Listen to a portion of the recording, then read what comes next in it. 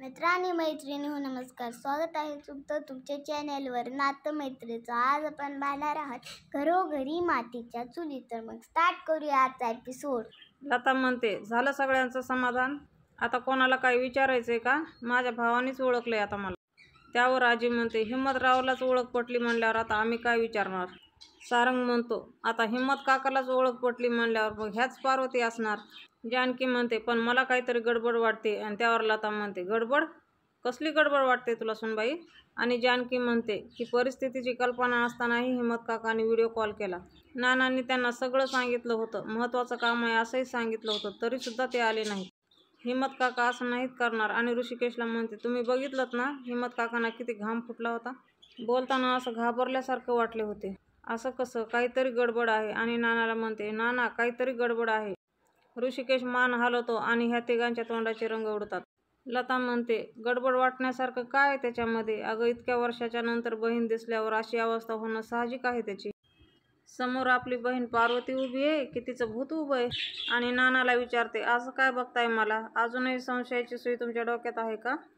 आणि पुढे ती म्हणते, तुम्हाला अजूनही माझी परीक्षा घ्यायची असेल ना तर खुशाल घ्या, मी प्रत्येक परीक्षा द्यायला तयार आहे। आणि ऐश्वर्या मनात म्हणते, क्या बात है, पार्वतीची ओळख पटली म्हणजे माझा हा डाव सक्सेसफुल झाला। जानकी तू आता ह्यावेळी जिंकणार नाहीयेस हे नक्की। आणि जानकीच्या डोक्यामध्ये विचाराचं थैमान माजलेलं असतं। आणि इकडे त्या गुंडाला ऐश्वर्याचा फोन येतो आणि ती म्हणते, अरे ताईचा फोन? तो म्हणतो, बोला की ताई। आणि ती म्हणते, व्हेरी गुड, खूप छान काम केलंयस तू त्या हिम्मतरावाच्या डोक्यावर बंदूक ठेवलीस म्हणून त्यानं तोंडातून अक्षरही काढलं नाही। तो गुंड थँक्यू म्हणतो आणि पुढे बोलतो, आपण सयाजीरावाची माणसं आहोत, कामात चूक होईल काही विषय आहे का? ऐश्वर्या म्हणते, बास बास, हा जो ओव्हर कॉन्फिडन्स आहे ना तो नडतो नंतर। आता एक काम कर, त्या हिम्मतरावावर चांगलं लक्ष ठेव, काही झालं तरी तो हिम्मतराव तुमच्या तावडीतून सुटता कामा नये। आणि त्यावर तो गुंड म्हणतो, आपल्या तावडीतून तो हिम्मतराव कधीच सुटणार नाही, डोंट वरी, रिलॅक्स राहा रिलॅक्स, चला येतो, त्याला बांधून ठेवलंय, बघतो जाऊन। आणि त्यावर ऐश्वर्या म्हणते, पुढे काय करायचं असेल तर मी कळवते, असं म्हणतात आणि फोन ठेवतात। थापा टाकत आजी आणि सारंग गच्चीवर येतात। आणि ऐश्वर्या विचारते, तुम्ही दोघं इथं काय करताय? आणि त्यावर आजी म्हणते, तुझं कौतुक करायला आलोय। आणि सारंग म्हणतो, तुम्ही जसं ठरवलं होतं ऐश्वर्या, बिलकुल सगळं तसंच झालंय। आणि सारंग म्हणतो, हिम्मत काका तर आपल्या घरी आलेच नाहीत, पण फोनवर जे बोलले ते आपल्याच फायद्याचं बोलले। आजी विचारते, पण ही किमया तू केलीसच कशी? आणि त्यावर ऐश्वर्या म्हणते, माझंच कौतुक माझ्या तोंडून कसं करू? आणि आजी म्हणते, आता काय करायचं त्याला, करा। ऐश्वर्या कानामागे केस करत म्हणते, कारण हिम्मत काका इथं पोहोचले नाहीत, कारण की माझ्या डॅडाची माणसं तिथं पोहोचली होती। सारंग विचारतो, म्हणजे? आणि ऐश्वर्या म्हणते, म्हणजे माझ्या डॅडाची माणसं तिथं पोहोचली होती। डॅडा जर का जेलमध्ये नसते तर त्यांनीच हे सगळं केलं असतं, पण ही सगळी माणसं हिम्मतरावच्या घरी गेली, त्याला उचललं, त्याला जीवाची भीती दिली, आणि मग काय, हिम्मतरावला जे मी सांगितलं ते त्याला करावंच लागलं। आणि सारंग म्हणतो, ऐश्वर्या हे असं सगळं करणं चुकीचं आहे ना? त्यावर ऐश्वर्या म्हणते, सत्ता हवी असेल ना तर चूक बरोबर सगळं विसरावं लागतं। आता हेच बघा ना, हिम्मतरावामुळे सगळ्यांनी, घरच्या लोकांनी सगळ्यांनी लताबाईवर विश्वास ठेवला। आता मी माझी पुढची खेळी खेळणार, यावेळी साम दाम दंडभेद सगळ्यांचा वापर करून मी त्या जानकीला घराबाहेर काढणार म्हणजे काढणारच। हे ऐकून आजीला खूप आनंद होतो। आजी सारंगला टाळी द्यायला बघते, पण सारंगच्या चेहऱ्यावर 12 वाजलेले असतात। सारंगच्या चेहऱ्यावरून तर मला असं वाटतंय का सारंग ह्यांच्या टीममधून बाजूला होणार आहे। मैत्रिणींनो, तुम्हाला काय वाटतं मला नक्की सांगा। ऋषिकेश त्याच्या बेडरूममध्ये विचार करत बसलेला असतो आणि जानकी तिथे येते आणि त्याला विचारते, ऋषिकेश काय झालं, कसला विचार करताय? आणि त्यावर ऋषिकेश म्हणतो, जे झालं त्याचा। आणि तो म्हणतो, कालपर्यंत आपण त्या बाईवर कोणीच विश्वास ठेवत नव्हतो जानकी, तेही इतके पुरावे देऊन। आणि आपण काय केलं, हिम्मत काकाला फोन केला आणि व्हिडिओ कॉलवर बघून त्यांनी काय सांगितलं, ही त्यांची बहीण आहे, माझी आई आहे। जानकी म्हणते, तुम्ही एक गोष्ट नोटीस केली आहे? आणि ऋषिकेश म्हणतो, हो, ते घाबरले होते, त्यांना घाम फुटला होता। ऋषिकेश म्हणतो, तूच विचार कर जानकी, इतक्या वर्षाच्या नंतर आपल्या बहिणीला पाहून कोणता भाऊ नाही घाबरणार? आणि जानकी म्हणते, हे पण माझं म्हणणं आहे, इतक्या वर्षानंतर आपली बहीण आपल्याला भेटणार आहे, हे ऐकल्याच्या नंतर कोणता भाऊ कामावर जाईल? कितीही महत्त्वाचं काम असलं तरी ते काम टाकून आपल्या बहिणीला भेटायला येईल। पण इथे काय झाले, हिम्मत काका आलेच नाहीत आणि इथेच मला गडबड वाटते। जे काही असेल ते आपल्याला खरं खोटं करावं लागेल। आणि तेवढ्याच तिथे लता येते आणि म्हणते, अगदी बरोबर बोलली सुनबाई, खरं खोटं करायलाच पाहिजे। आणि लताबाईला पाहून हे दोघं जण उभे राहतात। लताबाई त्यांना म्हणते, आत येऊ का? ऋषिकेश म्हणतो या ना, आणि ती म्हणते नाही नाही, म्हणजे तुमचं काहीतरी महत्त्वाच्या विषयावर चर्चा चालली होती ना म्हणून म्हटलं. आणि तेव्हा ऋषिकेश म्हणतो असं काही नाही. लता म्हणते आईला आवाजावं करू नये ऋषिकेश, आई तर हक्काची असते. आणि जानकी ऋषिकेशच्या तोंडाकडे पाहते. लताबाई पुढे म्हणते ठीक आहे, तुला माझी अजून ओळख पटलेली नाहीये ना, पण मी तुझ्या आईच्याच वयाची आहे. ऋषिकेश म्हणतो काय म्हणू मी तुम्हाला. आणि त्यावर लताबाई म्हणते मला माझ्या मुलाकडून आई म्हटलेलं आवडेल. म्हण ना रे आई, एकदा आई म्हण फक्त. तुझ्याकडून आई ऐकायला व्याकुळ झाले रे मी. म्हण ना रे बाळा, म्हण. आणि जानकीची अवस्था अशी झालेली असते की तिला काय बोलू आणि काय नाही असं काय, म्हणजे मलाही सांगता येणं झालंय. तुम्ही पहा, आजचा एपिसोड नक्की पहा. आणि ऋषिकेश जानकी तिकडे जाते आणि ऋषिकेश म्हणतो आई. लताबाई म्हणते माझ्या बाळा. ऋषिकेश म्हणतो बसा ना, पण हे जे काही चाललंय ते जानकीला बिलकुल आवडलेलं नाहीये. ऋषिकेश लताबाईला बेडवर बसवतो, स्टूल घेतो आणि तो स्वतः स्टूलवर बसतो. आमने सामने दोघं जण बसलेले असतात. आणि ऋषिकेश म्हणतो काय बोलायचं तुम्हाला. आणि त्यावर लताबाई म्हणते खूप बोलायचं रे बाळा. डॉक्टरांनी तुला माझ्या हातात दिल्यापासून आणि मी तुला सुमित्राला दिल्यापासून ते सगळं बोलायचंय. काय मी काय बोलू आणि काय नाही बोलू, कसं बोलू ते मला सुचत नाही आहे रे. ज्यावेळेस मी तुझ्याकडं आई या नजरेनं पाहते ना, आणि सगळेजण माझ्याकडे एका वेगळ्या नजरेनं पाहतात, त्यावेळेस मला खूप खुपतं. तुझी आई असून मला सिद्ध करावं लागतंय, त्याचा त्रास होतोय मला. अशी वेळ कुठल्याही आईवर येऊ नये. तुझ्या डोक्यावर मी दिलेलं छप्पर होतं, पण माझ्या डोक्यावर ना छत होतं ना आधार. मी किती खस्ता खाल्ल्यात तुला काय सांगू. दिवस सोसण्यात आणि रात्री तुला आठवण्यात काढल्यात रे बाळा. तू माझं लेकरू माझ्या समोर आहे, तरी पण या यातना काही संपल्या नाहीत असं म्हणते. आणि लताबाई रडण्याची ॲक्टिंग करते. ऋषिकेश म्हणतो आई प्लीज रडू नका तुम्ही. हे बघा, काळजी करू नका, सगळं काही ठीक होईल. ऋषिकेश जानकीला पाणी म्हणतो आणि जानकी पाणी आणायला जाते. लता जानकीला म्हणते जानकी मला कॉफी खूप आवडते ग, पहिल्यांदा सोन्याची कॉफी प्यायला मला खूप आवडेल, करशील ना. जानकीचं उत्तर न ऐकताच ऋषिकेश म्हणतो हो हो करेल ती कॉफी. आणि जानकीला म्हणतो जानकी. लता म्हणते छान जायफळ घालून कर हो. हो पण साखर तेवढी घालू नकोस, बाकी कर तुझ्या पद्धतीने. आणि जानकी मान हलवते. जानकी वरून खाली येते आणि नाना हॉलमध्ये बसलेले असतात. जानकीला पाहून नाना म्हणतात जानकी जरा माझ्यासाठी कॉफी करशील, आज मला कॉफी प्यावीशी वाटत आहे. आणि त्यावर जानकी म्हणते हो नाना, हे काय मी कॉफी करण्यासाठीच चालले होते. आणि नाना विचारतात कोणासाठी. आणि जानकी म्हणते त्यांच्यासाठी. आणि नाना म्हणतात त्यांच्यासाठी म्हणजे कोणासाठी. जानकी म्हणते त्या. आणि त्यावर नाना म्हणतात आलं माझ्या लक्षात.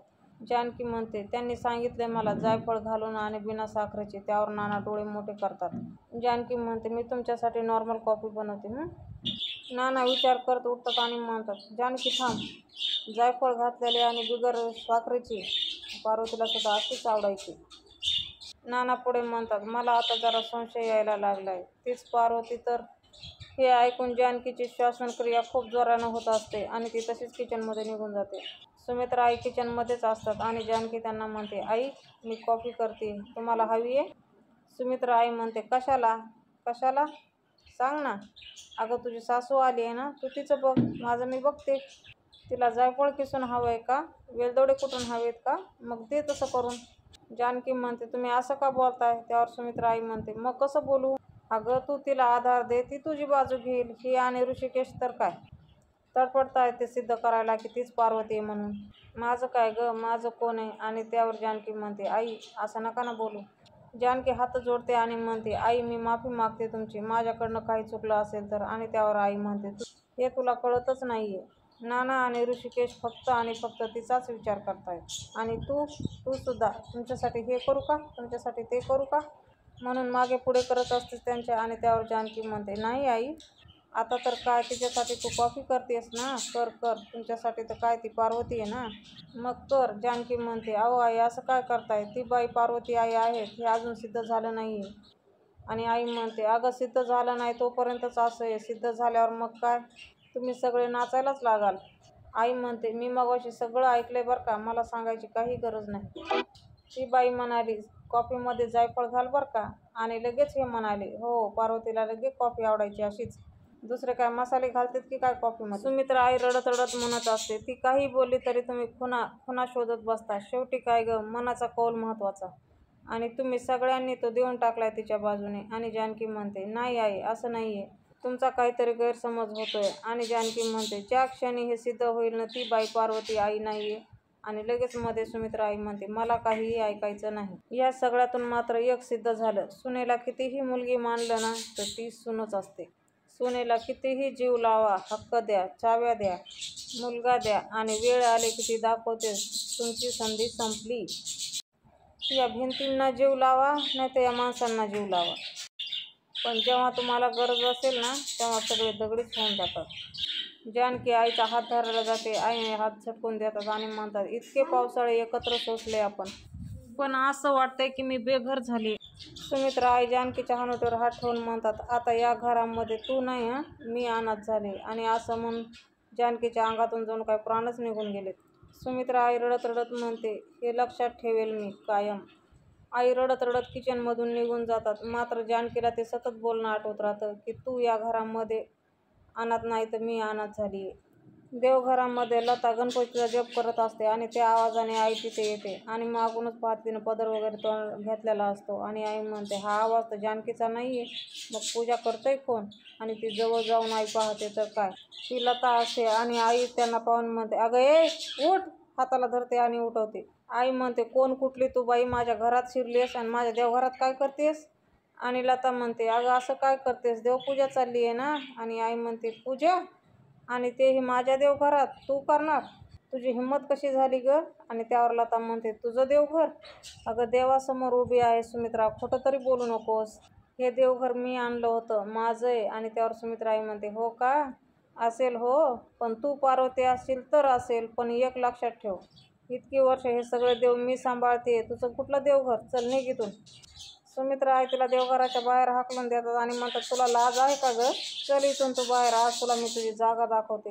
सुमित्रा आई तिच्या हाताला धरून उडत असतात आणि ती म्हणत असते, अगं माझं ऐक, माझं ऐक. आणि नाना तिथेच हॉलमध्ये बसलेले असतात. आईच्या आवाजानं सगळे हॉलमध्ये येतात आणि आई म्हणते, हिंमत कशी झाली तुझी, रणदिव्याच्या देवारापर्यंत जाऊन पोहोचलीस? सारंग ऐश्वर्याला कसला तरी इशारा करतो आणि ती लता म्हणते, अगं काय बोलतेस तू आणि काय भाषा आहे तुझी ही? आणि त्यावर नाना म्हणतात, काय झालंय काय? आणि आई म्हणते, अहो काय झालंय म्हणून काय विचारताय, चोरासारखी तर घरात शिरलीच आहे ती, आज देवघरातही घुसली, उद्या माझ्या स्वयंपाकघरात शिरेल.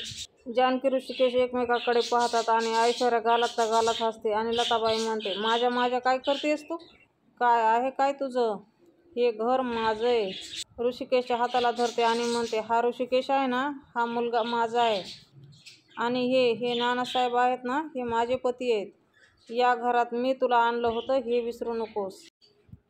उद्याच्या भागामध्ये आपण पाहणार आहोत, आई बसलेले असतात आणि तिथे जानकी येते आणि म्हणते, आई ती बाई पार्वती नाहीच आहे. आणि ती म्हणते, कशावरून?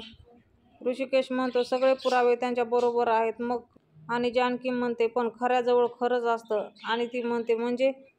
अशी गोष्ट एखादी, जे समजा एखादी जन्मखून किंवा काही. आणि त्यावर नाना म्हणतात, हो आहे, पार्वतीच्या डाव्या हातावर एक तीळ होतं आणि हॉलमध्ये सगळ्यांसमोर त्याला तीळ दाखवा असं म्हणलं जातं. आणि ती मूठ पुढे करते. बघू आपण उद्या काय होणार आहे. मैत्रिणींनो, असेच नवीन नवीन आणि फुल एपिसोड पाहण्यासाठी आजच आपलं चॅनल सबस्क्राईब करा, बेल आयकॉन प्रेस करायला विसरू नका. व्हिडिओ आवडला असेल तर एखादा लाईक नक्कीच करा. भेटूया आपण उद्याच्या